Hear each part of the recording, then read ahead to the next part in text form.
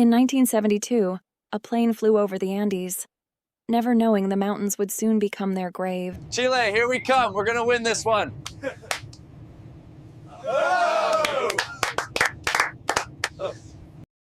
But inside the cockpit, warning signs had already begun to flash. Those clouds, they don't look good. Could it be a storm? The plane seemed to drift backward, a silent sign that the storm had seized control. This is Uruguayan Air Force Flight 571. We're caught in severe turbulence. Respond, please. In that moment, the small aircraft slipped into chaos beyond control. And then, everything vanished into white silence. The mountains were silent, but the wreckage told a story of sudden disaster. Help! Someone, please!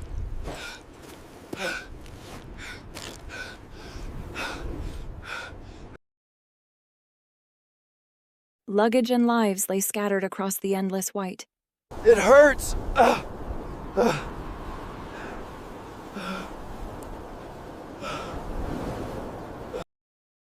Beside the living, the silence of the fallen began to settle. Is anyone out there? Can you hear us? I can't feel my legs.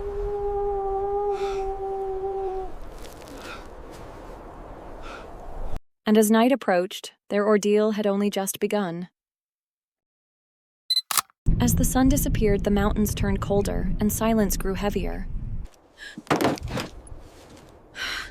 Stay close. It's the only way we'll keep warm. The night was merciless, every breath a fragile fight for life. What if no one ever finds us here? The wind howled across the peaks, burying them deeper in isolation.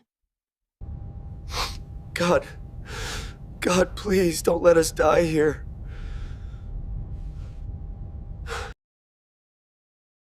In the silence, fear grew louder than any storm. And with the first night, despair had taken hold.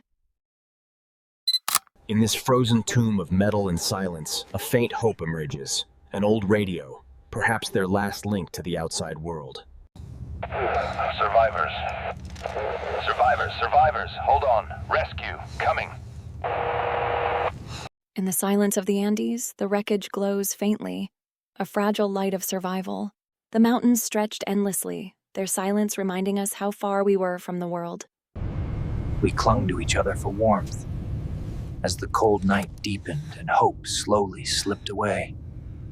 From above, the wreckage vanished into the white abyss, reminding us how invisible survival was in this vast silence. Snow erased the wreckage from sight, each gust reminding us that nature itself conspired to hide our survival. Amid the endless peaks, our wreckage was a mere speck, survival reduced to a whisper in darkness. We clung to each other for warmth as hunger deepened and silence pressed heavier on our spirits. Exhaustion carved into our faces, yet somewhere within our eyes, a flicker of hope refused to die. We whispered doubts into the dark, each question lingering heavier than the cold pressing on us. Our hunger became unbearable, yet fear and silence kept us frozen, staring at the last fragments of survival. We have to share the food. No! In whispers, doubts surfaced, and with each glance, the silence began to fracture into quiet conflict. The silence shattered as desperation erupted. Every hand, every glance, turning survival into a battle within. If we fight, it's the end for all of us!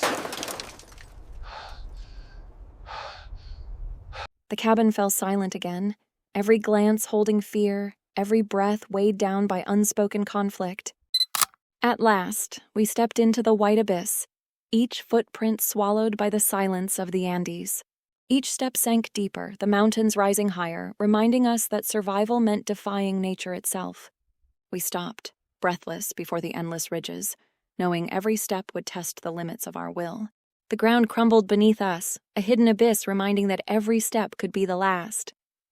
Shaken but alive, we leaned on each other and pressed forward, fragile figures against the endless white. The storm erased the horizon, every step uncertain, as if the mountains themselves conspired to confuse us. One of us sank into the snow, and in that moment, survival felt as fragile as breath. Night swallowed us whole, and then a sound drifted through the wind. Was it hope or illusion? This never ends.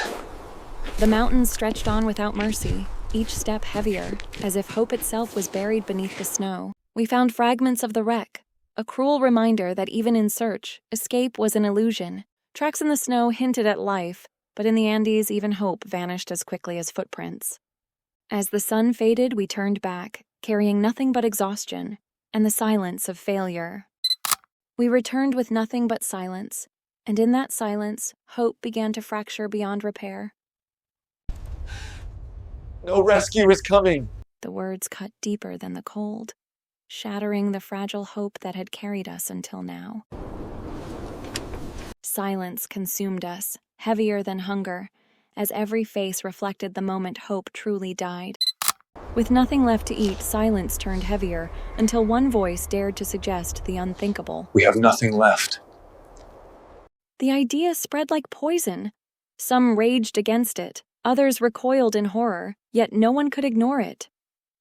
When the shouting faded, silence remained, a silence heavy with fear and the shadow of an unspoken decision. In that silence, a truth surfaced, one too terrible to speak, yet pressing closer with every passing hour of hunger. We can't wait any longer. If we stay here, we die. Then we go, together. With nothing left to lose, they turned their backs on the wreckage and walked into the unknown. Every step was a farewell, to warmth, to safety, to the life they once knew. In the blinding storm, they were no longer just men, but shadows fighting to carve a path through death itself. Please, help us! We're alive! Don't leave us, please! He could not believe what he saw, gaunt figures waving from the snow.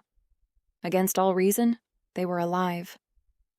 From behind, all that could be seen was a man and his horse, carrying the weight of 16 lives through the storm. Under the cold moon of the Andes, the wreckage glows faintly, a fragile light of survival. From the heart of despair came the roar of salvation, lifting the survivors from shadows into life again. We survived, but between survival and humanity, which choice was truly right? To survive by abandoning humanity, or to protect humanity by giving up survival? Which of these could ever be called the right choice?